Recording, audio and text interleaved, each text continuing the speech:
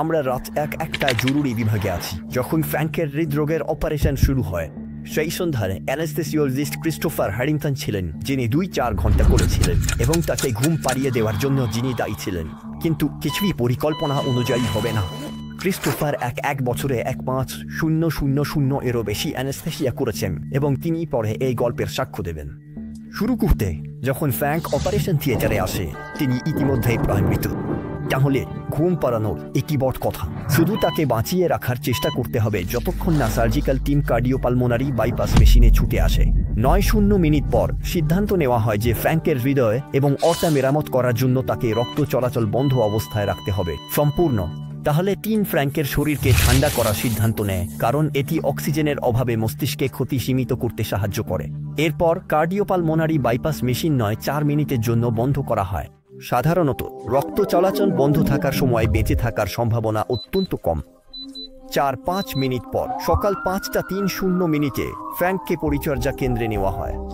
সকাল ৮টার দিকে anaesthetist Christopher Harrington ২-৫ ঘন্টা বাড়ি ফিরেন। তিনি ফিরে আসার পর সব কেস চেক করার অভ্যাস করেন। সেই সকালে ১:৩০ তিনি নিবিড় পরিচর্যা ইউনিটে যান ফ্র্যাঙ্কের কি হয়েছে তা দেখতে। তিনি ইতিমধ্যেই মারা গেছেন অথবা এই পাহারার দিনে মারা যাবে। তিনি জেগে উঠেছেন শকট হয়ে। ক্রিস্টোফার নিশ্চিত করে যে এটি সঠিক রোগী। তিনি গত ৩০ ঘন্টার বিশ্লেষণ এবং জীবনচিহ্নগুলো পর্যালোচনা করেন। এটি সত্যিই চমৎকার একটি পুনরুদ্ধার চিকিৎসা দৃষ্টিকোণ থেকে। কিন্তু এটা শেষ নয়। পরের দিন ফ্র্যাঙ্ক আবার জেগে ওঠে। তিনি কথা বলেন, অনুরোধ করেন ক্রিস্টোফারকে, ডাক্তার হ্যারিংটন, আমি আপনাকে ধন্যবাদ জানাতে চাই যে আপনি সেখানে যা করেছেন। ক্রিস্টোফার হ্যারিংটন অবাক হয়ে তার ব্লাউজের দিকে তাকান। তার কাছে পরিচয়পত্রের ব্যাজ নেই এবং তিনি নিজেকে পরিচয় করিয়ে দেননি। ফ্র্যাঙ্ক তাকে বলে, আমি আপনার কণ্ঠস্বর চিনতে পারবো। ক্রিস্টোফার বলছেন যে তিনি হাসপাতালের বিছানার কাছে গিয়ে পরিচয় করিয়ে দেন, কিন্তু ফ্র্যাঙ্ক অবিশ্বাস লক্ষ্য করেছেন এবং তিনি বললেন, চিন্তা করো না, যখন বললে যে আমি সার্জারি রুমে সব সময় জেগেছিলাম, তখন সবার এমন হয়। ক্রিস্টোফারের হৃদয় লাফিয়ে ওঠে। তিনি জানেন যে ঘটনাগুলো সম্পূর্ণরূপে মনে রাখা অসম্ভব। যখন একজন রোগী অপারেশনের আগে ক্লিনিক্যালি মৃত থাকে, তখন তিনি অপারেশনের মাঝখানে ৪ মিনিটের জন্য মৃত ছিলেন। ক্রিস্টোফার তার মন সংযোগ ফিরে পায় এবং তখন বলে, আমি সত্যি আপনাকে জেগে দেখে খুশি, আমাকে আরো বলুন। ফ্র্যাঙ্ক তার দিকে তাকায়, মুখে একটি বড় হাসি নিয়ে। আমি জানি সেখানে কি করেছ, কি বলেছ, কখনো হাল ছাড়নি, এমনকি সার্জন আমাকে বলেছিল সবকিছু শেষ। তারপর তিনি স্মৃতিতে পড়লেন। অপারেশন রুম নম্বর ২০ এর ৩টি সার্ভিস ল্যাম্পের উপরে ৩টি সিরিয়াল নম্বর। ইনি যোগ করেন, আমি সেখানে ছাদের উপরে আটকে ছিলাম, সবকিছু দেখছিলাম যা আমি করতে পারতাম। পড়া, আমি পড়তে খুব ভালোবাসি। ফ্র্যাঙ্ক তার অভিজ্ঞতা ৫ মিনিট ধরে বর্ণনা করেন। তিনি প্রায় সপ্তাহ পরে হাসপাতাল ছাড়বেন এবং হৃদরোগ পুনর্বাসন। ক্রিস্টোফার সাক্ষ্য দেবেন যে ফ্র্যাঙ্কের অপারেশনে অংশগ্রহণকারী সকলেই, অর্থাৎ সার্জন, সার্জিক্যাল টিম, তিনি নিজে এবং রুমে উপস্থিত অন্য অ্যানেস্থেসিস্ট, সবাই এই গল্পে সম্পূর্ণরূপে হতবাক হয়েছিলেন এবং তাদের সাথে এরকম কিছু আর কখনো ঘটেনি।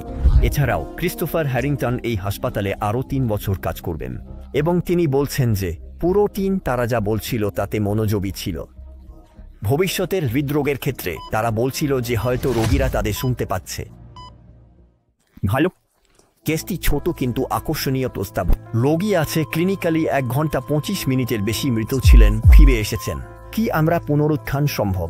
সত্যি বলতে তার মৃত্যুর সময়কাল যথেষ্ট দীর্ঘ নয়। এই কেসটি ভালোভাবে প্রমাণিত। অ্যানেস্থেসিস্ট ক্রিস্টোফার হ্যারিংটনের সাক্ষ্যের উপর নির্ভর করে রোগীর পরিবর্তন করেছেন। ফ্র্যাঙ্ক নামে পরিচিত ছিলেন না। আমাদের বলতে হবে হ্যারিংটনের সম্ভবত মিথ্যা বলার কারণ নেই এই নাও।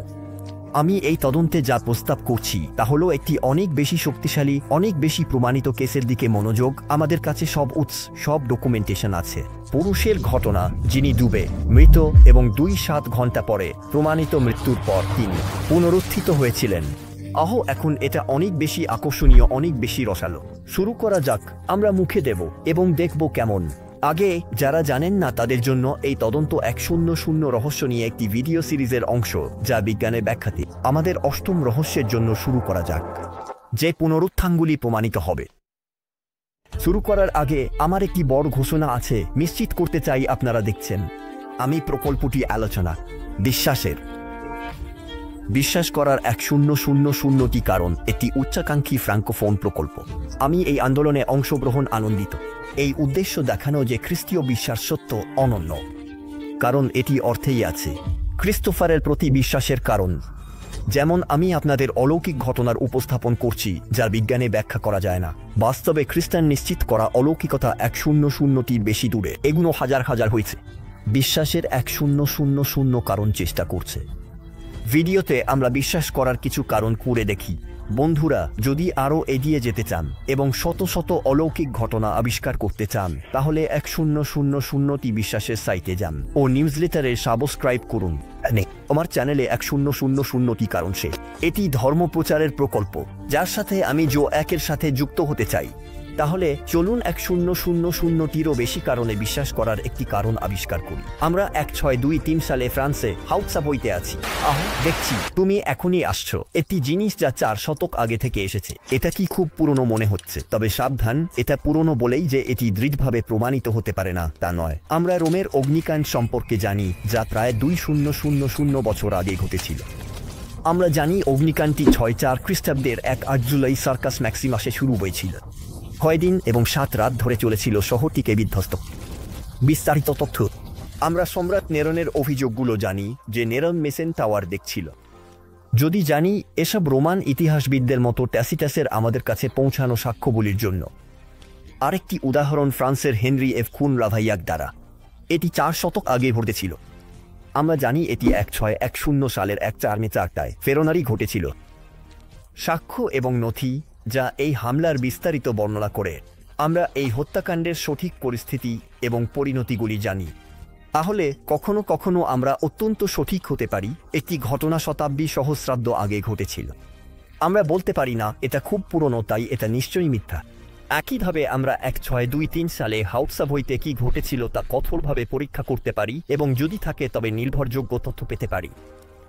চলি আমি আপনাদের সব উপাদান এবং সব উৎস দেব। আপনি মতামত গঠন করতে পারবেন। তাহলে আমরা 1623 সালে আন্নেসি থেকে 9 কিমি দূরে ওয়াইলিয়াসের কিউরে আছি। কিউর বাড়ি, যেখানে গির্জার পুরোহিতরা বাস করেন। পুরোহিত যিনি প্রধান এবং ভিকার, যারা সহকারী পুরোহিতের মতো। এই ওয়েলিয়াসের কিউরে কিছু তরুণ রয়েছে যারা পেনশনধারী পুরোহিতদের পাঠদান নিশ্চিত করা হয়, এবং এই ক্ষেত্রে আমাদের আগ্রহের বিষয় হলো 2 জন কিশোর যাদের বয়স প্রায় 15 বছর, জেরোম এবং তার ভাই ফ্রাঁসোয়া জেনিন। এই তরুণরা একটি ভিকার, যাকে সিজুর ক্রোজেট নামে ডাকা হয়, তার তত্ত্বাবধানে এই সোমবার 1 মে ক্রোজেট ভোরে স্কুলের কাজ পরীক্ষা করেন। তিনি জেরোমের কাজ নিয়ে অসন্তুষ্ট এবং বাড়ি যাওয়ার আগে তাকে প্রহার করেন। জেরোম বিরক্ত হয়ে পালাতে চায়। সে সেন্ট হেলেন-দু-লাকের তার পারিবারিক বাড়িতে ফিরে যেতে চায় 8 কিমি দক্ষিণে। সে তার ভাই ফ্রাঁসোয়াকে রাজি করায় এবং খারাপটি ঘটছে। তারা সকালে 6টা কিছু কিলোমিটার পর তারা ফিয়ের নদীতে পৌঁছায়, মানচিত্রে এই নির্দিষ্ট স্থানে।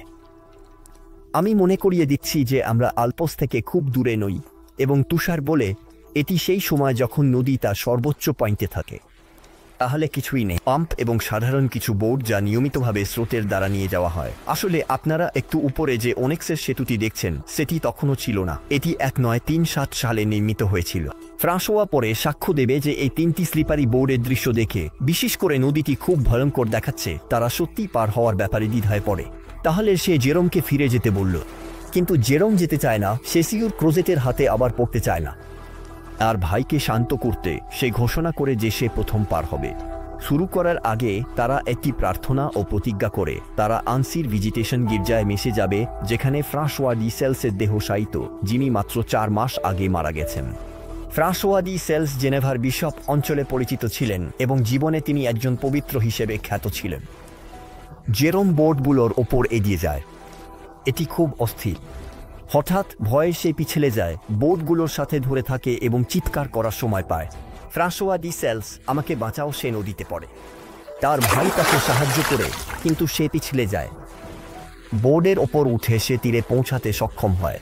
তারপর ফিরে তাকায়, তার ভাইকে দেখতে পায় না, শুধু তার টুপি স্রোতে ভাসতে দেখা যায়। সে তীরের দৌড়ায়, পানিতে তার ভাইকে দেখতে চেষ্টা করে, কিন্তু দেখা যায় না। জেরোম হঠাৎ অদৃশ্য হয়ে গেছে। নদীর দ্বারা গিলেছে, এটি খুব গভীর। ফ্রাঁসোয়া খুঁজতে থাকে। প্রতিটি মুহূর্ত মূল্যবান, মিনিটগুলো ঘন্টা মনে হয়। যেমনটি সে পরে তদন্তকারীদের কাছে সাক্ষ্য দেবে, সে নদীটির সাথে 200 পা এগিয়ে গেছে প্রায় 10 মিনিটের মনে হয়েছে। সে সাহায্য নিতে যায়। ওয়াইয়ার ফিরে আসার সময় 5 মিনিট পরে বুলডনেক্সে পৌঁছায়। এখানে দেখা কর 2 বছর যুবতী অ্যান্থনি রাফিন, একটি হোটেলের পরিচারিকা মার্টিন কার্লি, লুইস ডি রঞ্জিয়ার স্থানীয়রা। সে তাদের সাহায্য চায়। সে ব্যাখ্যা করে যে তার ভাই নদীতে পড়ে গেছে এবং সে তাকে খুঁজে পায়নি।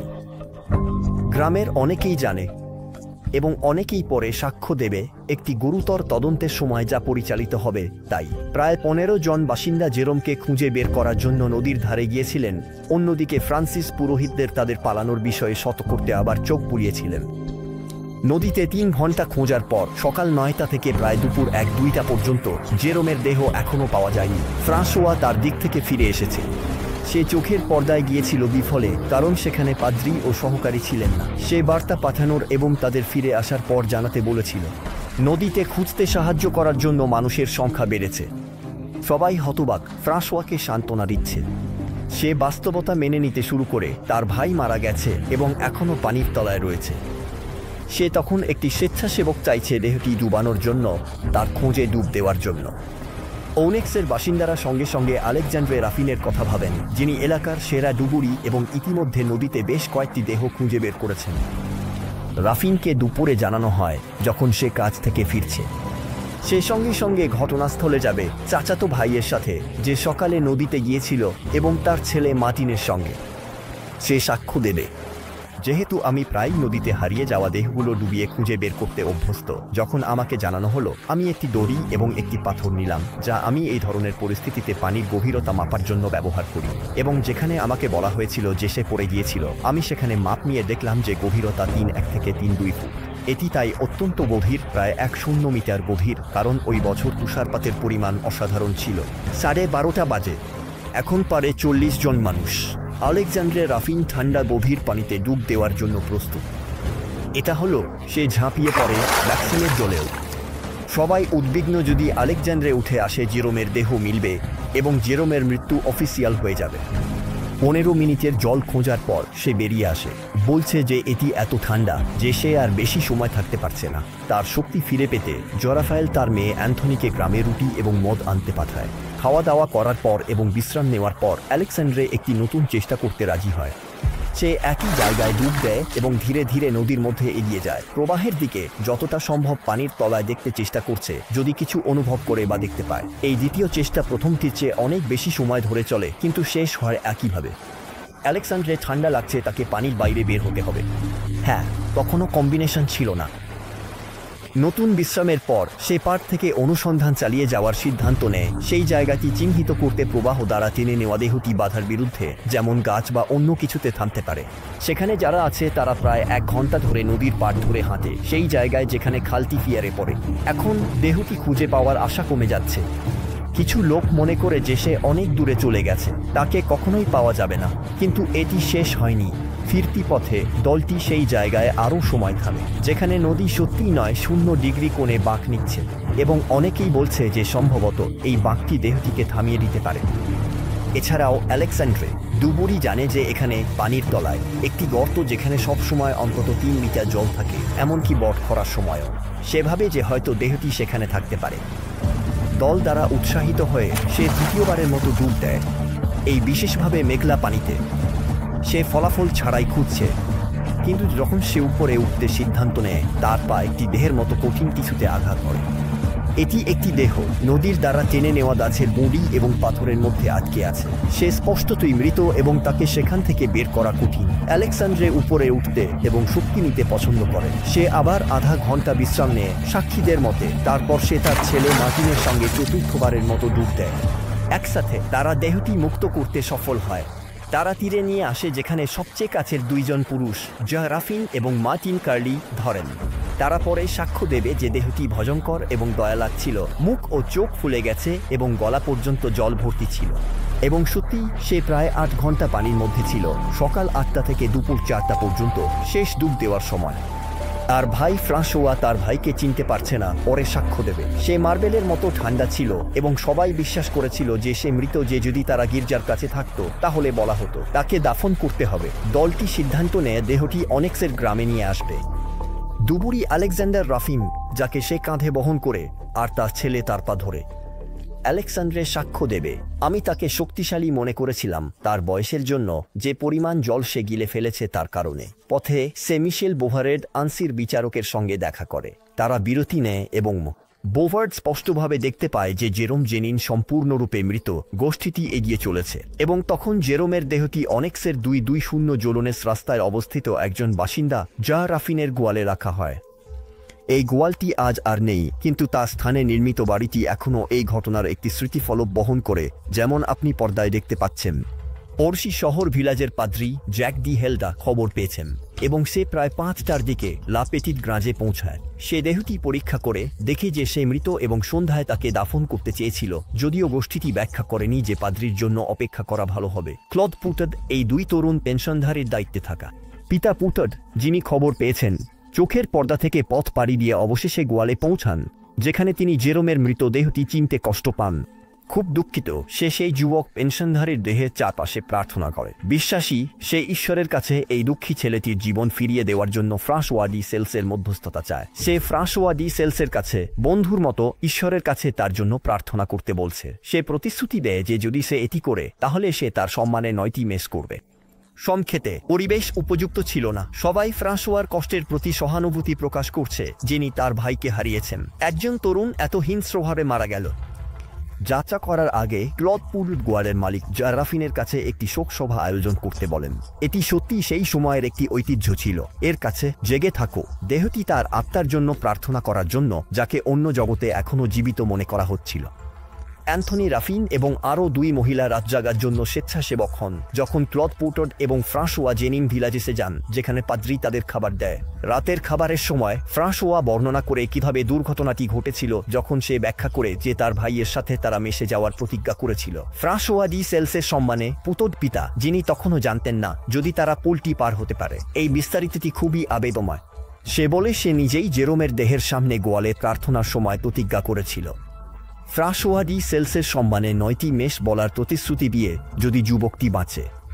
খাবারের শেষে তিনি বিশ্বাসীকে বলেন, যিনি আনসিতে যাচ্ছেন, সে তাকে প্রতিজ্ঞাটি ফ্রাঁসোয়া ডি সেলসের সমাধিতে নিতে বলে।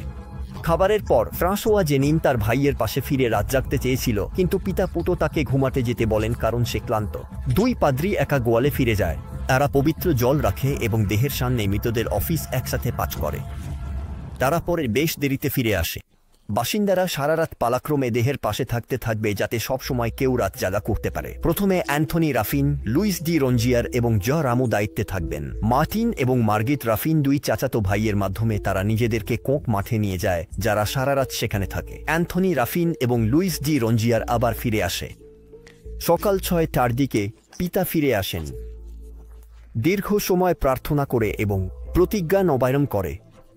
দাফন সকাল 1টায়, কারণ রাত থেকে দেহের অবস্থা খারাপ। আপনারা জানেন, মৃত্যুর পর দেহের পচন প্রক্রিয়া খুব দ্রুত ঘটে। আজকাল অন্ত্যেষ্টিক্রিয়া সংস্থাগুলি ধীর, কিন্তু যদি কিছু না হলে এটি দ্রুত ঘটে। তাহলে সকালে মৃতের ভাই ফ্রাঁসোয়া জেনিন তাকে খুঁজে পান। আমি তার সাক্ষ্য উদ্ধৃত করছি, আরও ভয়ঙ্কর এবং বিকৃত। এছাড়াও এর আগেই কোক মাঠে রাত জাগা করা 3টি মহিলা একই চিন্তায় ছিলেন। দেহ থেকে বের হওয়া দুর্গন্ধ ক্রমশ বাড়ছে, এমনকি সকালে যত সময় যাচ্ছে সেখানে যারা দেহের পাশে রাত জাগা করছে তাদেরকে দেহ থেকে দূরে সরে যেতে হচ্ছে যাতে এটি সহ্যযোগ্য থাকে। দাফনের কয়েক মিনিট আগে 2 পাদ্রী দেহটিকে পবিত্র করার জন্য আসেন এবং পিতা পুটো আসলে সেই দুর্গন্ধের কারণে স্বাভাবিকভাবেই পিছিয়ে যান। তারা দেহটিকে জল ছিটিয়ে দেয়, তারা দেহের চারপাশে পবিত্র জল ছিটিয়ে দেয়। এরপর তারা বেরিয়ে আসে। দেহটিকে একটি শীতল কাপড়ে রাখা হয়, একটি বড় চাদরের মতো সরাসরি মাটিতে পুঁতে ফেলা হবে। যখন পাদ্রীরা মিশে ঢোকে, তারা গির্জায় প্রবেশ করে। সেই মুহূর্তে গির্জায় প্রায় 40 জন স্থানীয় বাসিন্দা উপস্থিত ছিল দাফনের শুরু হওয়ার অপেক্ষায়। অ্যান্থনি রাফিন, লুইস ডি রঞ্জিয়ার এবং রাফিন শীতল কাপড় রাখে পড়তে শুরু করে। পিছনে পড়ে যায় হতবাক হয়। অ্যান্থনি রাফিন সাক্ষ্য দেয়, যখন আমরা তাকে কাপড়ে মোড়ানোর চেষ্টা করছিলাম, আমরা ভয় গেলাম যখন সে হাতটি তুলল। দীর্ঘশ্বাস ফেলে সে চিৎকার করল, ওহো ভাগ্যবান ফ্রাঁসোয়া দে সেলস। এটি উপস্থিত সকলকে ভয় দেখাল যে কিছু লোক মাটিতে পড়ে গেল এবং অন্যরা বাইরে বেরিয়ে গেল শব্দ করে। ভালো, এটা হলে আমি দৌড়ে পালাতাম, চিৎকার করতাম। আমি আপনাদের শেষে এই বিষয়ে একটি ছোট গল্প বলবো। গোয়াল ঘরে বিশৃঙ্খলা। যারা আছেন তারা 2 পাদ্রীকে ডাকছেন। তারা দৃশ্যটি দেখেনি, কিন্তু সকল সাক্ষী একইভাবে মৃতের 3টি অঙ্গভঙ্গি সম্পর্কে রিপোর্ট করেছে। প্রথমত হাতটি উঠছে, দ্বিতীয়ত দীর্ঘশ্বাস, তৃতীয়ত সেই চিৎকার। ভাগ্যবান ফ্রাঁসোয়া দে সেলস। মৃত ব্যক্তি সেই সমর্থনে উঠে দাঁড়ায় যেখানে সে ছিল, বিছানা। সবাই হতবাক, বিশ্বাসই করতে পারছে না, কারণ তার মৃত্যুর প্রায় 2-7 ঘন্টা পর জেরোম পুনরুত্থিত হয়েছে। প্রশ্ন হলো, এই গল্পটি কি সত্যি? প্রমাণ কি আছে যে এটি সত্যি এবং কল্পিত নয়? পরে গ্রামবাসীরা যারা এই ঘটনার সাথে জড়িত ছিল তা জানার জন্য আসুন ঘটনার পরবর্তী পর্বগুলো দেখি, যা আমাদের সাহায্য করবে। সবকিছু সত্য মিথ্যা আলাদা। তাহলে জেরোমের পুনরুত্থানের পর পুরো সভা হতবাক হয়েছিল, যেমনটা আশা করা যায়। কিছু লোক পড়ে গেছে, কিছু লোক ভয় পেয়ে দৌড়ে বেরিয়ে গেছে, অন্যরা অজ্ঞান লুইস দে রঞ্জিয়ে এবং জ্যাক রামু। কিন্তু তাড়াতাড়ি সবাই প্রার্থনা করতে শুরু করে, হাঁটু গেড়ে, হাততালি দিয়ে এবং সবাই চিৎকার করে, অলৌকিক অলৌকিক, সে জেগেছে। তাকে সোজা করতে সাহায্য করতে গিয়ে পিতা পোট জেরোমকে জিজ্ঞেস করেন সে কি তাকে চেনে, যার জন্য জেরোম সম্মতি জানায়। এরপর জেরোম ব্যাখ্যা করে যে সে দুর্ঘটনার সময় অজ্ঞান হয়ে পড়েছিল, তারপর সে গোয়াল ঘরে জেগে ওঠে। তিনি সত্যিই সাক্ষ্য দেবেন। পানিতে ডুবে যাওয়ার পর থেকে জ্ঞান না আসা পর্যন্ত কি ঘটেছিল তার সবকিছুই আমার মনে নেই। আমি কোন ধারণা বা স্মৃতি পাইনি যে এই সময়ের মধ্যে কোন কিছু ঘটেছিল। তিনি আরও ঘোষণা করেন যে যখন তিনি চোখ খুললেন তখন তিনি তার সামনে ফ্রাঁসোয়া দে সেলসকে দেখলেন, যিনি তাকে আশীর্বাদ করছিলেন। তিনি বারবার বলবেন যে ফ্রাঁসোয়া দে সেলসের এই আবির্ভাব তার কল্পনার একটি সাধারণ উদ্ভাবন ছিল না, কিন্তু সে সত্যি তার চোখ খুলতেই এটি দেখেছিল এবং এটাই তার চিৎকারের কারণ। ভালো, প্রথম প্রশ্ন হলো, যদি এই গল্পটি সত্যি হয়, জেরোম জেনিন কেন তার ডুবে যাওয়ার মুহূর্ত থেকে উত্থান পর্যন্ত কিছুই দেখেনি? কারণ যদি মৃত্যুর পর জীবন থাকে তাহলে তাকে কিছু দেখতে বা অনুভব করতে হতো, যেমন ফ্র্যাঙ্ক, যিনি তার শরীরের বাইরে নিজেকে দেখেছিলেন এবং জীবিত অনুভব করেছিলেন। আমার একটি ব্যক্তিগত তত্ত্ব আছে, পরে বলবো। এরপর জেরোমের ওপর প্রশ্নের বৃষ্টি শুরু হয়, কিন্তু সে কথা বলতে কষ্ট পাচ্ছে। আর মুক্তি বালুকাদায় ঢাকা পরিষ্কার করতে অ্যান্থনি রাফিন মদ আনতে যায়। জেরোম তখন জানে সে 8 ঘন্টা পানির নিচে ছিল এবং 2-7 ঘন্টা মৃত ছিল। সবাইয়ের সাথে আলোচনা করার পর পিতা পুটাউদ তার বাড়ি ওয়েলিয়াসে ফিরে যাওয়ার জন্য তাড়াতাড়ি করছেন, যাতে তিনি তার গির্জার সকল সদস্যদের জানাতে পারেন এই অবিশ্বাস্য অলৌকিক ঘটনা যা ঘটেছে। সুতরাং সে ভিলাজের পাদ্রির দুপুরের খাবারের আমন্ত্রণ প্রত্যাখ্যান করে। জেরোমকে পরিষ্কার কাপড় দেওয়া হয়। এরপর পিতা পুটাউদ, ফ্রাঁসোয়া এবং জেরোম জেনিনের সাথে ওয়েলিয়াসে ফিরে আসে। পৌঁছে পিতা পুটাউদ গির্জায় যান, ঘণ্টা বাজান এবং সমস্ত গ্রামবাসীদের কাছে অলৌকিক ঘটনাটি বর্ণনা করেন একত্রিত। বিকেলে তারা খাবারের জন্য প্রেসবিটারিতে যায়, যেখানে জেরোমের ভালো ক্ষুধা দেখায়। ফ্রাঁসোয়া জেনিন এবং পিতা পুটাউদ বিশ্বাস করতে পারছেন না, এবং মিশেল বোভারকে মনে আছে কি, আনেসির বিচারক, যিনি গতকাল মৃত ব্যক্তির সাথে দেখা করেছিলেন।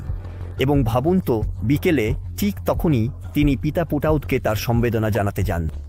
আমি আপনাদের কল্পনা করুন তার মুখ যখন সে জেরোমকে সামনাসামনি দেখল। সে নিশ্চয়ই বিগড়ে গিয়েছিল। জেরোম জেনিন অসুস্থ, তীব্র ব্যথায় ভুগছে, ঠাই, পা বা বাহুর ব্যথা, যা নদীতে আঘাত লেগেছে এবং এখনও ক্ষত ও দাগে ঢাকা পড়ে আছে। এই ব্যথাগুলি হঠাৎ 2 দিন পর 4 মে পিতা পুটাউদ জেরোম এবং ফ্রাঁসোয়াকে আনেসিতে নিয়ে যাবে, ফ্রাঁসোয়া ডি সেলসের সমাধির কাছে প্রতিজ্ঞা পূরণের জন্য। বছরগুলো চলে যায়, কিন্তু পুরো অঞ্চলে কেউই জেরোমের সাথে যা ঘটেছিল তা ভুলে যায়নি। অন্যদিকে তিনি নিজেই পাদ্রী হয়ে যান 1668 সালে, তার মৃত্যুর আগ পর্যন্ত লা রোশেতের পাদ্রী। কিন্তু 1656 সালে জেরোমের পুনরুত্থানের অলৌকিক ঘটনা নিয়ে একটি গভীর তদন্ত শুরু হয়, যা 1623 সালে ঘটেছিল 3 বছর আগে। কেন তদন্তটি 30 বছর পরই হয়? আসলে একটু প্রেক্ষাপট বুঝতে হবে। ফ্রাঁসোয়া ডি সেলস 1622 সালে মারা যান। পুরো অঞ্চলে প্রশংসিত ছিলেন, পবিত্রতার জন্য পরিচিত। তার মৃত্যুর পরের বছরগুলোতে অনেক ক্যাথলিক ঈশ্বরের কাছে তার মাধ্যমে অনুগ্রহের জন্য প্রার্থনা করেছেন। ক্যাথলিকদের জন্য মৃত ব্যক্তিদের জন্য প্রার্থনা করা যায়, যারা ঈশ্বরের কাছে আছেন বলে বিশ্বাস করা হয়, যেন তারা আকাশে আমাদের বন্ধু। আমি প্রোটেস্ট্যান্ট এবং ক্যাথলিকদের মধ্যে পার্থক্য নিয়ে একটি তদন্ত করেছিলাম, যা মৃত ব্যক্তিদের জন্য প্রার্থনার বিষয়টি অন্তর্ভুক্ত করে। সংক্ষেপে, তাই কয়েক দশক ধরে ফ্রাঁসোয়া ডি সেলসের মাধ্যমে অনেক সাক্ষ্য, রোগ নিরাময় এবং অনুগ্রহ পাওয়া গেছে, এবং এমনকি একটি পুনরুত্থানের আরেকটি ঘটনা, যে কারণে ক্যাথলিক গির্জা একটি মামলা খোলার সিদ্ধান্ত নিয়েছে, একটি বড় সাধারণ তদন্ত সত্যিই কি ঘটেছিল তা জানার জন্য। এই মামলা সেই বিষয়ের দিকে নিয়ে যেতে পারে যাকে আমরা ক্যানোনাইজেশন বলি। ক্যাথলিক গির্জা মৃত ব্যক্তিকে পবিত্র ও ঈশ্বরের বন্ধু হিসেবে স্বীকৃতি দেয় আপাতত, যা আগ্রহী করে। এটি একটি গভীর তদন্ত ছিল জেরোম 2-7 ঘন্টা মৃত ছিলেন কিনা, তারপর আবার জীবিত হয়েছিলেন। তদন্তকারীরা অঞ্চলে গিয়েছিলেন এবং অনেক সাক্ষীকে জিজ্ঞাসা করেছিলেন। তারা প্রথমে জেরোম জেনিমকে নিজেকে জিজ্ঞাসা করতে শুরু করেছিল এটি যে তিনি সত্যি আছেন এবং 1656 সালে বর্তমানে জীবিত আছেন সন্দেহ নেই। না, প্রশ্নটি মুখ্যতা হল 1623 সালে ডুবে যাওয়ার পর তার দাবি করা মৃত্যু। আপনি কি প্রথম রহস্য মনে করেন, যা ছিল একজন মানুষ, মিশেল, যাকে অঙ্গহানি করা হয়েছিল এবং যার পা হঠাৎ করেই নিজে থেকেই জুড়ে গিয়েছিল? এবং ঠিক তেমনই, তদন্তের সময় মিশেলের 2টি পা থাকা নিয়ে কোনো সন্দেহ ছিল না। একটি মাত্র প্রশ্ন ছিল, তিনি কি সত্যি অতীতে অঙ্গহানি হয়েছিলেন? এবং এখানে একইভাবে জেরোম তদন্তকারীদের সামনে জীবিত। তাহলে শুধু প্রশ্ন যা গুরুত্বপূর্ণ তা হল, তিনি কি সত্যি অতীতে মারা গেছেন? বাস্তবে তদন্তকারী সন্দেহপ্রবণ একজন ব্যক্তি ভালোভাবে মৃতের মতো অভিনয় করে এবং তারপর জেগে ওঠা। না, তদন্তকারীদের আগ্রহের বিষয় হল জেরোম সত্যি কি পার পেয়ে গিয়েছিলেন 8 ঘন্টা পানির নিচে। কারণ এই ক্ষেত্রে পদার্থবিজ্ঞানের সমস্ত আইন জানার প্রয়োজন নেই যে বেঁচে থাকা সম্পূর্ণ অসম্ভব কয়েক ঘন্টা পানির নিচে থাকার পর, মাস্ক বা অক্সিজেন ছাড়া। এবং অবশ্যই সেই সময় এটি ছিল না। আমি মনে করিয়ে দিচ্ছি যে বিশ্ব রেকর্ড একজন মানুষের জন্য পানির নিচে শ্বাস না নিয়ে সবচেয়ে দীর্ঘ সময় থাকার রেকর্ড, যা মাত্র প্রায় 1-2 মিনিট। আমি 3 সেকেন্ডও টিকতে পারি না। তদন্তকারীরা এই মামলায় একটি গুরুত্বপূর্ণ ভূমিকা পালন করা 100 জন সাক্ষীকে জিজ্ঞাসাবাদ করার সিদ্ধান্ত নেবেন। জেরোম এবং ফ্রাঁসোয়া জেনিন, পিতা ক্লড পোটাউড, কিন্তু অনেক্সের বাসিন্দারাও, যেমন Anthony Raffin, Louis de Ranjier, Martin Carley অথবা ডুবুরি আলেকজান্ড্রে রাফিন, মিজেই অথবা মিশেল বেরুভারের অ্যান্সির বিচারক, তারা তাদের আলাদা আলাদা করে এবং বিস্তারিতভাবে সমস্ত ঘটনার উপর জিজ্ঞাসাবাদ করবে, তাদের অনেক প্রশ্ন করবে। এই মামলার সমস্ত নথি 6টি বড় ভলিউমের মধ্যে 3য় ভলিউমে রয়েছে, যা ফ্রাঁসোয়া দে সেলের অলৌকিক ঘটনাগুলির উপর হওয়া তদন্তের বিষয়ে এবং যা আজও অ্যান্সির ভিজিটেশন মঠের আর্কাইভে সংরক্ষিত রয়েছে। নথির জন্য সম্ভব হয়েছে, যেমন আমি ভিডিওটি তৈরি করেছি এবং পুরো গল্পটি বলেছি। এই বইতে সত্যিই বিভিন্ন সাক্ষীদের সঠিক বিবৃতি রয়েছে, পাশাপাশি 1656 সালের বিচার প্রক্রিয়ায় পুনর্গঠিত সমস্ত ঘটনা। এবং যারা কৌতূহলী এবং যারা বিশেষভাবে অন্যান্য তদন্তের রিপোর্ট পেতে চান, তাদের জন্য একটি খুব ভালো নিউজলেটার আছে যার নাম ডেফিয়েন্ট ফ, যা প্রতি মাসে ক্যাথলিক বিশ্বাসের সাথে সম্পর্কিত বিভিন্ন বিষয়ের উপর একটি তদন্ত পাঠায়। আপনারা সাবস্ক্রাইব করতে দ্বিধা করবেন না, এটি আমার ভিডিওগুলোর সাথে খুবই সম্পূরক। সংক্ষেপে, বিভিন্ন সাক্ষীদের জিজ্ঞাসাবাদ হবে, সবাই একটি সম্মতিপূর্ণ সংস্করণ রাখবে এবং যা ঘটনাবলিতে পৌঁছায়। দ্রুত সিদ্ধান্তে আসার আগে পুনরুত্থান। কয়েকটি সম্ভাব্য তত্ত্ব রয়েছে। প্রথম তত্ত্ব, সাক্ষীরা সবাই মিথ্যা বলেছে। অথবা দ্বিতীয় তত্ত্ব, 300 বছর পরে ঘটনার পর তারা কি মিথ্যা স্মৃতি পুনর্গঠন করেছে এবং কিছু বিষয়কে বাড়িয়ে তুলেছে যা এমনভাবে ঘটেনি। আমি সংগঠিত মিথ্যার তত্ত্ব নিয়ে সময় কাটাবো না। ষড়যন্ত্র হলে এটি সমস্যা তৈরি করে। এটা নয় যে তারা কেন এটা করবে। তাদের কি লাভ ছিল স্থানীয় এক যুবকের বিশ্বাস করাতে, নতুন করে সবকিছু আবিষ্কার করতে, একটি সুসংগঠিত গল্প তৈরি করতে ঘণ্টা ধরে? তারা কিছুই লাভ করেনি, না গৌরব, না টাকা, না ক্ষমতা। জেরোম নিজেই পাদ্রী হয়ে উঠবে এবং সে তার অভিজ্ঞতা প্রকাশ করেনি। যাই হোক, যখন সে বলতো এটি আকাশের বন্ধুর মতো ফ্রাঁসোয়া দে সেলসকে প্রার্থনা করতে আমন্ত্রণ, সাক্ষীদের অনেক্সের বাসিন্দাদের থেকে নির্বাচিত। এর মানে হলো বাসিন্দারা মিথ্যা বলায় একমত হয়েছিল। যদি মিথ্যা হতো তাহলে তা স্পষ্ট হয়ে যেত। সবাই মিথ্যা বলার জন্য একমত হওয়া অসম্ভব এবং কেউ একসময় সত্য বলার জন্য ভেঙে পড়েনি। আমি মনে করিয়ে দিচ্ছি যে জেরোমের পুনরুত্থানের সময় গির্জায় প্রায় 40 জন বাসিন্দা ছিল এবং সেখানে প্রায় একই সংখ্যক মানুষ ছিল যারা গতকাল সারাদিন ধরে জেরোমকে নদীতে খুঁজছিল। কল্পনা করুন যে প্রায় 40 জন মানুষ একটি এত বড় মিথ্যা আবিষ্কার করেছে যার সাথে সবাই কয়েক দশক ধরে একমত ছিল। সম্পূর্ণ অসম্ভব মনে হচ্ছে। তাদের মধ্যে কেউই এমন একটি নাটকে অংশগ্রহণ করতে রাজি হতো না, অথবা অন্তত কিছু সময় পরে তারা তা অস্বীকার করত। 300 বছরেরও বেশি সময় ধরে একই সংস্করণকে বারবার বলার পর, এই গ্রামবাসীদের প্রতি আমাদের দায়িত্ব তাদের সততা এবং বিশ্বাসকে স্বীকৃতি দেওয়া। মিথ্যা কখনো কখনো এমন লোকদের দ্বারা ছড়িয়ে পড়তে পারে যাদের সাধারণ স্বার্থ থাকে, কিন্তু এখানে বিভিন্ন বয়স ও সামাজিক পরিবেশের বাসিন্দারা রয়েছে যাদের একমাত্র সাধারণ বিষয় হলো তারা অনেক্সে বাস করে। তারা আগে একে অপরকে চিনত না, কারণ জেরোম, ফ্রাঁসোয়া এবং পিতা পুটু ওয়ার হয়ে উঠছিলেন সেখানে ছিল। মিশেল বেওভার্ড, যিনি আন্নেসিতে বিচারক, জেরোমের মৃতদেহটি দেখেছিলেন যখন তিনি অনিক্স গ্রাম দিয়ে যাচ্ছিলেন। শুধু হঠাৎ। তাহলে না, একটি ব্যাপক মিথ্যার ধারণা একদমই যুক্তিসঙ্গত নয়।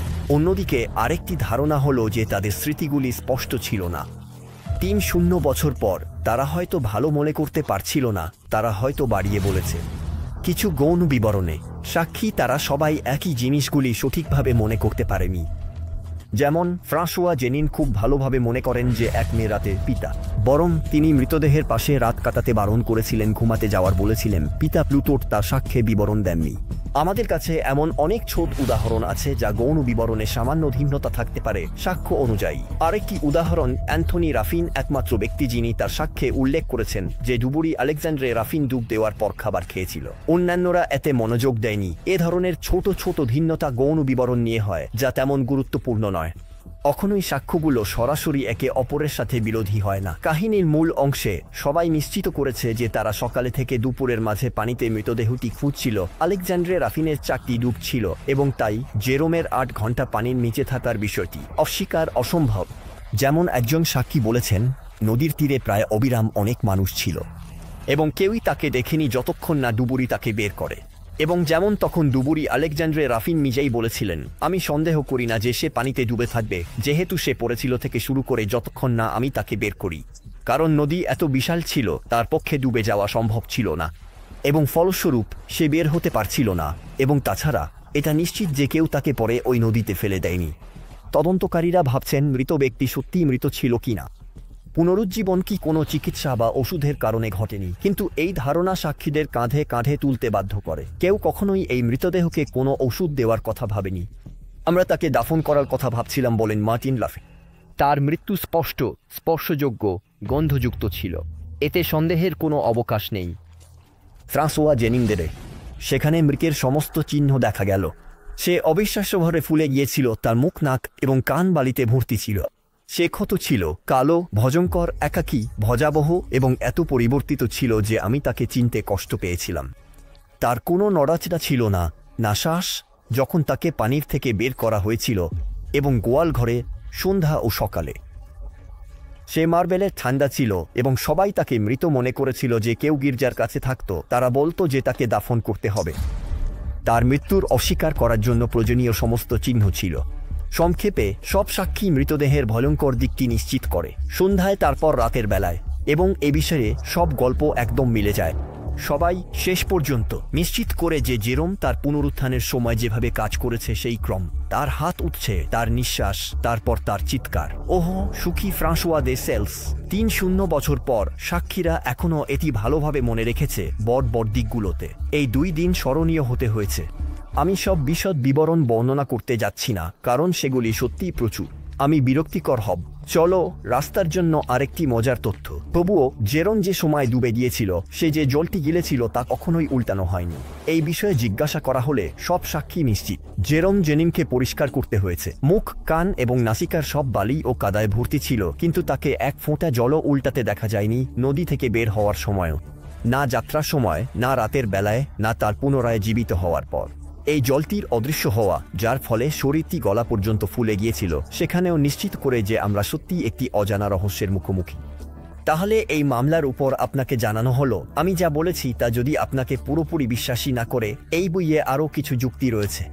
বাস্তবতাকে মেনে নিতে হবে। আজ ঐতিহাসিক পদ্ধতি আমাদের এই বিশেষ মামলার জন্য উপাদান আমাদের কাছে রয়েছে, তার মুখোমুখি হয়ে অস্বীকারের সুযোগ নেই। যাই হোক, দ্বিধা করবেন না, খোঁজ নিতে যান, আনসিতে সংরক্ষিত আর্কাইভগুলি পড়তে যান, নিজের হাতে যাচাই করতে। আপনি দেখবেন জেরোম জেনিনের পুনরুত্থান হেনরি চতুর্থের রাভাইলাক দ্বারা হত্যার মতোই দৃঢ়ভাবে প্রমাণিত।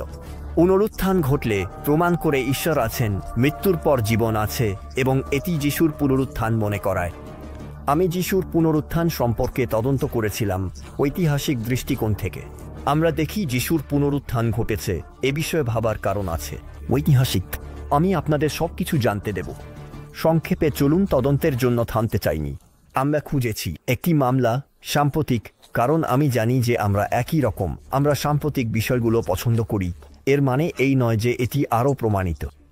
আমি আমাদের আরেকটি মামলা খুঁজে পেয়েছি, এবং এটি বিংশ শতাব্দীর শেষে ঘটেছিল। আপনি দেখবেন আশ্চর্যজনক। তাহলে আমার সাথে থাকুন। যদি আগের মামলা আপনাকে বিশ্বাসী না করে, তাহলে এটি আপনাকে বিশ্বাসী করবে। কিন্তু পয়েন্টে ফিরে আসতে চাই। আমরা প্রশ্ন করছিলাম কেন মৃত্যু পর জীবন থাকলে জেরোম, যে 2-7 ঘন্টা মৃত ছিল, সে কিছুই দেখেনি, কিছুই মনে করতে পারে না। যারা মৃত্যুর কাছাকাছি পৌঁছায় তাদের মধ্যে যারা কিছু দেখেন, উদাহরণস্বরূপ যারা ফ্র্যাঙ্কের মতো উপরে থেকে তাদের শরীর দেখতে পান, তারা প্রকৃতপক্ষে এখনও মারা যাননি, কারণ তারা ফিরে এসেছে। এবং তাই আমরা পুনরুত্থানের কথা সঠিকভাবে বলতে পারি না। খুব খুব কাছে চলে এসেছিল মৃত্যুর। বেশিরভাগই বলে যে এক সময় আসে যখন তারা এক ধরনের বাধা দেখে, যা নদী বা অন্য কিছু দ্বারা চিহ্নিত, এবং তারা জানে যে এটি অতিক্রম করলে ফিরে আসার পয়েন্ট। এই সীমান্তের পর কিছু জিনিস আছে যা তারা দেখতে পারবে না যদি তারা তাদের শরীরে ফিরে আসে এবং পৃথিবীতে তাদের জীবন চালিয়ে যায়। জেরোম জেনিং সত্যিই মারা গিয়েছিলেন, এবং তবুও 2-7 ঘন্টা। তাহলে এটি আরও সম্ভব যে তিনি সীমান্তের ওপারে কিছু জিনিস দেখেছেন। আমরা ভাবতে পারি যে ঈশ্বর চাননি যে তিনি এটি মনে রাখেন, কারণ এগুলো আমাদের এখন জানার দরকার নেই। পরে নিত্যমৃত্যুর অভিজ্ঞতা নিয়ে আলোচনা করব। এখানে একটি অবিশ্বাস্য সাম্প্রতিক মামলা আছে পুনরুত্থানের মতো। আমি খুঁজে পেয়েছি। নবম অদ্ভুত রহস্য, মার্গিট হেইমের পুনরুত্থান 1986 সালে। আমরা 2-3 জুন 1986 সালে হরমানশাউফেন, একটি ছোট গ্রামে আছি যা মিউনিক থেকে প্রায় 100 কিলোমিটার দূরে, জার্মানিতে। সেই দিন 4 বছর বয়সী 3টি কিশোরী, অ্যাঞ্জেলা এবং এলগা বার্গার, তাদের বন্ধু মার্গিট হেইমের সাথে মিলে গেল্টনার নদীর পাশে তৈরি করা একটি কৃত্রিম পুকুরে সাঁতার কাটতে যাওয়ার সিদ্ধান্ত নেয়। 5:30 এলগা এবং মার্গিট পানিতে ডুব দেয়। তারা বেশ ভালো সাঁতারু, কিন্তু এইবার একটি দুর্ঘটনা ঘটে। অ্যাঞ্জেলা, যে পারে বিশ্রাম নিচ্ছিলেন, তাদের উঠতে দেখে না। সেকেন্ডগুলো চলে যাচ্ছে, মিনিটগুলো। পানির তল দেখা যাচ্ছে না। অ্যাঞ্জেলা ধীত। সবচেয়ে খারাপ ঘটতে চলেছে, সে তার সাইকেলে উঠে পড়ে, সতর্কতা দিতে পুরো গতিতে চলে। 5:50 2জন পুলিশ এসে নদীর উদ্ধার কেন্দ্রকে অবহিত করেন। 6 মিটার চওড়া একটি ঘূর্ণন দেখা যায়। ব্যাখ্যা সহজ, পুকুরের তলায় একটি নিষ্কাশন আছে। গ্রিলের পেছনে জল সিফানের মতো প্রবাহিত হচ্ছে। কিশোরীরা তলায় নেওয়া হয়, গ্রিলের সাথে ধরা। পুলিশ কিশোরীদের বাঁচাতে ডুব দেয়, কিন্তু ব্যর্থ হয়। বিপজ্জনক। সবকিছু দ্রুত। 6:05 একজন ডাক্তার এবং একটি অ্যাম্বুলেন্স আগেই পৌঁছে গেছে যখন একটি হেলিকপ্টার দুর্ঘটনার স্থানটি উঠছে। 6:13 কফওয়ার্ডেন থেকে একটি জরুরি উদ্ধারকারী দল এসে পৌঁছায়। দুপুরি বেয়ারবেল মুলার সাঁতারের পোশাক পরেছিল। যত তাড়াতাড়ি সে পৌঁছায়, সে সঙ্গে সঙ্গে পানিতে ঝাঁপ দেয় এবং 6:20 হেলদাকে উদ্ধার করতে সক্ষম হয়। সে অচেতন ছিল, ঠান্ডা হয়ে গিয়েছিল, শরীর নীল, প্রতিক্রিয়া ছিল না। কফবার্গেন হাসপাতালে নেওয়া হলে হেলগা 1:06 মারা যায়। অ্যাম্বুলেন্সে পুনরুজ্জীবনের চেষ্টা শুরু হওয়ার পর, তারপর হাসপাতালে দেওয়া চিকিৎসার পরও মার্গিট কিছু পরে অন্য একজন যুবড়ি, এলগা হেইম গেইলহোফার দ্বারা উদ্ধার হয়। পানির নিচে কমপক্ষে 40 মিনিট, বরং 50 মিনিটেরও বেশি সময় ছিল। ডাক্তার ফোরস্টার তখন কিশোরীর মৃত্যুর খবর দেন। এটি তার সাক্ষ্য। সে ক্লিনিক্যালি মৃত ছিল, চোখের পুতলি প্রসারিত, কোনো হৃদস্পন্দন নেই, ইলেকট্রোকার্ডিওগ্রাম সমতল। তাকে ইনটিউবেট করা হয়। আমরা সঙ্গে সঙ্গে শ্বাস ও হৃদয় ম্যাসাজ শুরু করি। এরপর একবার একটি ডিফিব্রিলেশন করা হয়। মনিটরে দ্রুতই হৃদয়ের একটি জাগরণ দেখা গেল। আমরা হৃদযন্ত্রের ম্যাসাজ চালিয়ে গেলাম। গলায় স্পন্দন অনুভব করতে পারলাম। চোখের পুতলিগুলো প্রসারিত। যখন রক্ত সঞ্চালন আবার শুরু হবে, আমি এমন একজনকে পুনরুজ্জীবিত করেছি গুরুতর মস্তিষ্কের ক্ষতি নিয়ে বাঁচবে। আমি সম্পূর্ণ সুস্থ হওয়ার সম্ভাবনা অস্বীকার করছিলাম। মার্গিটকে হেলিকপ্টারে কেম্পটনের হাসপাতালে নিয়ে যাওয়া হয়। ডাক্তাররা গ্লাসগো স্কেলে 3 নম্বর কোমা নোট করেন, সবচেয়ে গুরুতর স্তর। এই স্তরে রোগীর আর কোনো প্রতিক্রিয়া নেই। শরীর কৃত্রিম শ্বাসযন্ত্রে বাইরে চলাচল। মেডিকেল রিপোর্টটি প্রযুক্তিগত, খুবই ভয়াবহ। মার্গিটের নাটকীয় অবস্থার বিস্তারিত বর্ণনা। আরও জানতে ইচ্ছুকরা এই গল্পের অনেক বিস্তারিত তথ্য পেতে পারবেন। জোয়াকিম বোফলের লেখা একটি অলৌকিকতার ইতিহাস বই। এটা লক্ষ্য করা উচিত যে রোগী অত্যন্ত ঠান্ডা, তার তাপমাত্রা 2-4। তবে ডাক্তার ফোস্টার যেমন ব্যাখ্যা করেন, মস্তিষ্ক 30 মিনিটের বেশি অক্সিজেনের অভাব সহ্য করতে পারে না যখন শ্বাস প্রশ্বাস নেই এবং শরীরের তাপমাত্রা 2-9। হৃদয় রিসাসিটেশনে চালু হয়েছে, কিন্তু মস্তিষ্ক অক্সিজেনের অভাবে খুব বেশি সময় ধরে রয়ে গেছে। পার্শ্ব প্রতিক্রিয়া হতে পারে। ডাক্তার ফোস্টার কিশোরীর বাবাকে জানাচ্ছেন, মস্তিষ্কে রক্ত সঞ্চালন হচ্ছে না। যদি মেয়েটি বেঁচে যায় তবে তার মস্তিষ্কে ক্ষতি হবে। মৃত্যুর সম্ভাবনা বেশি। অঙ্গদানের জন্য কিছু নমুনা নেওয়ার কথা ভাবা যেতে পারে। হতাশাজনক পরিস্থিতিতে মার্গিটের নিকজনদের একটি ধারণা হলো, তারা ঈশ্বরের কাছে প্রার্থনা করতে চান ক্রিশ্চেন্টা ইউসের মাধ্যমে। কফবার্গেনের মঠে পাশের বাড়িতে বসবাস করতেন। দ্বিতীয় বিশ্বযুদ্ধের সময় তিনি অলৌকিক ঘটনা ঘটিয়েছিলেন। 1944 সালে কফবার্গেন সত্যি মিত্রবাহিনীর বিমান দ্বারা বোমাবর্ষণের শিকার হতে যাচ্ছিল। তাদের বন্ধু আকাশের ক্রিসেন্টার সমাধিতে তখন বাসিন্দারা ভিড় করে গিয়েছিল শহরটিকে রক্ষা করার জন্য ঈশ্বরের কাছে প্রার্থনা করতে। আকাশ পরিষ্কার ছিল এবং বিমানগুলো নিচে উঠছিল, যে বোমাগুলোকে দেখা যাচ্ছিল ফেলা প্রস্তুত ছিল। আপাত দৃষ্টিতে কারণে বোমারু বিমানগুলো শহরের উপর উড়ে গিয়েছিল, কিন্তু বোমাগুলো ফেলে দেয়নি। মার্গিটের এক চাচা কফবার্গেনের মধ্যে যান এবং কিশোরীর বাবা মার পক্ষ থেকে তার জন্য প্রার্থনা করার অনুরোধ করেন। কমিউনিটি প্রার্থনায় বসে যায় এবং মাদার সুপিরিয়র আবারও সুপিরিয়রকে উদ্দেশ্য করার সুপারিশ করেন। তাদের নিকজন এবং বন্ধুরা ক্রিসেন্টার সমাধিতে যান। 3 দিন পর মার্গিট উদ্দীপনার প্রতি প্রতিক্রিয়াশীল হয়। ডাক্তাররা তাকে মিউনিখের হাসপাতালে স্থানান্তরের সিদ্ধান্ত নেন। উন্নতি অব্যাহত রয়েছে, যেমনটি কিশোরীর মা লক্ষ্য করেন। 2 জুন মার্গিটের চোখ অর্ধ খোলা ছিল। যখন আমরা বিকেলে তার কাছে ফিরে এলাম তখন তার চোখ খোলা ছিল। মঙ্গলবার 1 জুলাই সে ঘুমাচ্ছিল। ডাক্তার বললেন সে বাঁচবে, কিন্তু মস্তিষ্কের ক্ষতি কতটা হবে জানেন না। সে সামান্য প্রতিক্রিয়া দেখায়, মনে হলো চিনতে পেরেছে। এই মুহূর্ত থেকে উন্নতি দ্রুত হতে শুরু করে। মার্গিট পরে নিজেই ব্যাখ্যা করবে। গভীর ঘুমের পর জেগে উঠে অনুভব করছিলাম টুকরো টুকরো। আমাকে সবকিছু শূন্য থেকে শুরু করতে হতো, তবে আমি দ্রুত কথা বলা ও হাঁটা শুরু করলাম। এরপর কয়েক মাস পর মার্গিট কোনো অসুবিধা ছাড়াই তার পড়াশোনা শুরু করবে।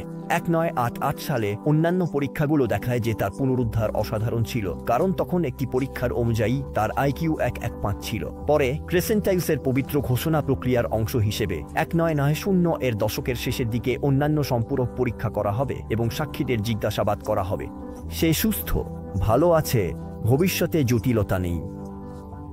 2000 সালের 1 জানুয়ারি মেডিকেল কমিশন ঘোষণা করে নৌকাডুবির কারণে মৃত্যু, দীর্ঘস্থায়ী মস্তিষ্কের রক্ত সঞ্চালন বন্ধ, দ্রুত পুনরুদ্ধার, কোনো স্নায়বিক ক্ষতি ছাড়াই, বৈজ্ঞানিকভাবে ব্যাখ্যা করা যায় না। ক্রিসেন্টা ইউএস 5 নভেম্বর পবিত্র ঘোষণা করা হবে। এ ধরনের ঘটনার মুখোমুখি হলে কেউ কেউ বলবে যে মানবদেহ আশ্চর্যজনক এবং হয়তো বিজ্ঞান এখনো সবকিছু জানে না। এবং এটা সত্য যে আমরা এখনো পদার্থবিজ্ঞানের সমস্ত আইন বিস্তারিতভাবে জানি না, কিন্তু যা আমরা জীববিদ্যা সম্পর্কে জানি তা যথেষ্ট যে একটি স্বাভাবিক মানব 4-5 মিনিট পানির নিচে থাকতে পারে না, কোনো ধরনের ক্ষতি ছাড়াই। যখন বিশ্বের সর্বোচ্চ রেকর্ড হলো মাত্র 1-2 মিনিট একটি অতিরিক্ত প্রশিক্ষিত মানুষের জন্য। এবং আমরা নিশ্চিতভাবে বলতে পারি যে একজন মানুষ কোমায় থাকতে পারে না। 30 ডিগ্রি সেলসিয়াসের নিচে শরীরের তাপমাত্রা নিয়ে সবচেয়ে উন্নত অবস্থায় থাকা, তারপর কয়েকদিনের মধ্যে সুস্থ হয়ে ওঠা, কোনো অসুবিধা ছাড়াই, কোনো ক্ষতি ছাড়াই। সংক্ষেপে, সত্যি অলৌকিক ঘটনা আছে যা মৃত্যুর থেকে জীবনে ফিরে আসার সুযোগ দেয়। আসলে বিশ্বাসের চেয়ে অনেক বেশি আছে।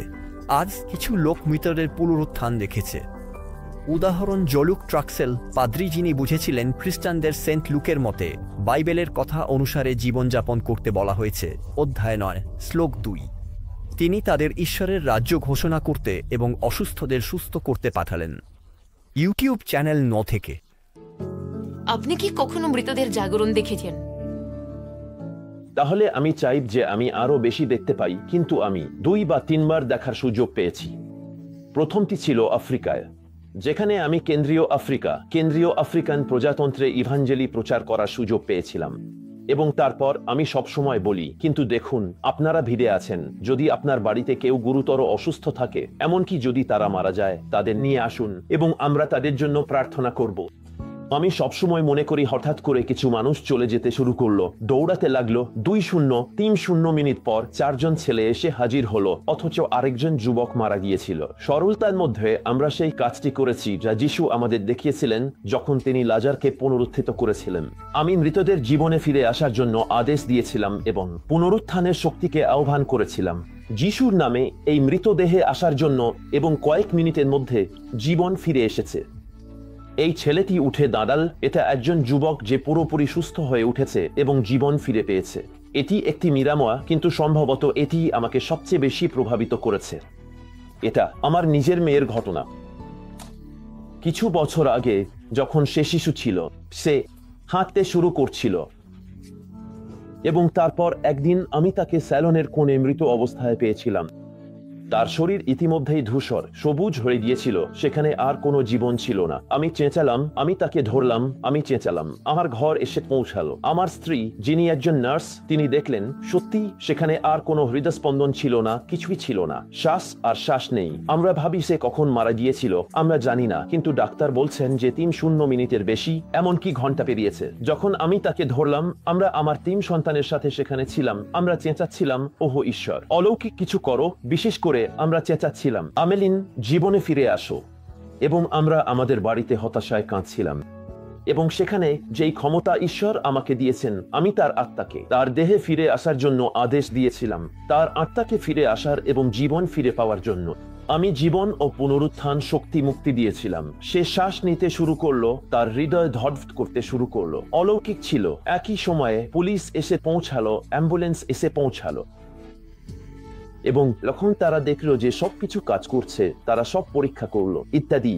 এবং পরে দেখা গেল যে সত্যি সেখানে একটি গুরুতর হৃদরোগের সমস্যা ছিল। এটা অলৌকিকভাবে ঈশ্বর আমাদের মেয়েকে ফিরিয়ে দিয়েছেন।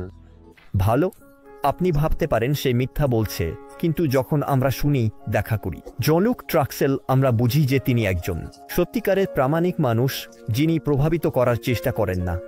কিন্তু আসলে তিনি একমাত্র নন। হাজার মানুষ সাক্ষ্য দেয় যে তারা তাদের চোখে অলৌকিক ঘটনা দেখেছে। তারপর যিশুকে অনুসরণ করলে আমাদের আর অন্যদের সাক্ষ্যের প্রয়োজন হয় না, কারণ যিশুর নামে অলৌকিক ঘটনা, অজানা রোগ নিরাময় আমরা নিজেরা দেখতে পারি। যোহনের সুসমাচারে অধ্যায় 1:3। আসুন এবং দেখুন। যদি আপনি আমাকে বিশ্বাস না করেন, যদি আপনি এই ভিডিওটিকে বিশ্বাস না করেন, চিন্তা নেই, দেখুন। আপনি যিশুর প্রতি বিশ্বাস করলে আপনার সামনে অলৌকিক ঘটনা দেখতে পাবেন। জলুক ট্রাক্সেল অসুস্থদের জন্য প্রার্থনা করেছিলেন। আমি আপনাদের অংশটি দেখাচ্ছি। আপনি কি অসুস্থদের প্রার্থনা করবেন? সহজভাবে বলতে গেলে, আপনার মাথা ব্যথা করলে বা ক্যান্সার হলে, একটি গাঁট বা টিউমার থাকলে, অথবা সামগ্রিক বা আবেগজনিত নিরাময়ের প্রয়োজন হলে, তা যাই হোক, শুধু আপনার অসুস্থ শরীরের অংশে হাত রাখুন। এবং যখন আপনি এটি করছেন, আমি আপনাকে বলছি, ঈশ্বর সর্বশক্তিমান, এই মুহূর্তে আপনার শক্তির একটি প্রদর্শনের মাধ্যমে নিজেকে প্রকাশ করুন। আমি এই জীবনের শক্তির সাথে সংযুক্ত হচ্ছি, যা আমি এখন আপনার জীবনে মুক্ত করছি। যিশুর নামে সুস্থ হয়ে যান। এবং কিছু মানুষ মন্তব্যে সাক্ষ্য দিয়েছে যে তারা সত্যিই সুস্থ হয়েছে। আমি অলৌকিক ঘটনা দেখেছি। আমি পুনরুত্থান নিয়ে একটি গল্প শেয়ার করতে চাই। এটি অলৌকিক নয়, কিন্তু আমি কিছু বলতে চাই। 2023 সালে আমার 4 বছর বয়সী বাবার স্বাস্থ্য খারাপ হচ্ছিল এবং কেউ জানত না কেন। আমরা জানলাম ক্রুপফেলজ্যাক রোগে আক্রান্ত হওয়ার পর এটি একটি বিরল রোগ যা প্রতি মিলিয়নে একজনকে প্রভাবিত করে। এটি একটি নিরাময় অযোগ্য রোগ। রোগীদের মধ্যে সবাই প্রথম লক্ষণগুলোর প্রকাশের পর কয়েক মাস থেকে 1 বছরের মধ্যে মারা যায়। 15 মাস বেশি হলে। 2023 সালের যখন আমরা রোগ নির্ণয় জানলাম, তখন জানতাম আমার বাবার কয়েক মাস বাঁচবে না, গ্রীষ্মের দিকে সর্বাধিক। কারণ আমরা রোগের কারণ জানি না, এটি হঠাৎ করেই পড়ে, কারণ ছাড়াই, এবং আমরা কিছুই করতে পারি না।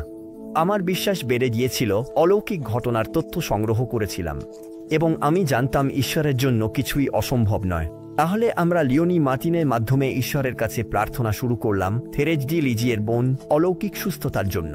আমি জানতাম যে যত বেশি গুরুতর হবে, ততই অলৌকিক ঘটনা উজ্জ্বল হবে। মাসগুলো যত যেতে লাগলো, আমার বাবার স্বাস্থ্য খারাপ হচ্ছিল। আমি আশা রাখছিলাম, কারণ অলৌকিক ঘটনা বড় হবে এবং ঈশ্বরকে গৌরব দেবে। আমি আমার চ্যানেলে একটি ভিডিও তৈরি করেছিলাম যাতে মানুষ আমার বাবার জন্য প্রার্থনা করতে পারে। এখানে অংশ।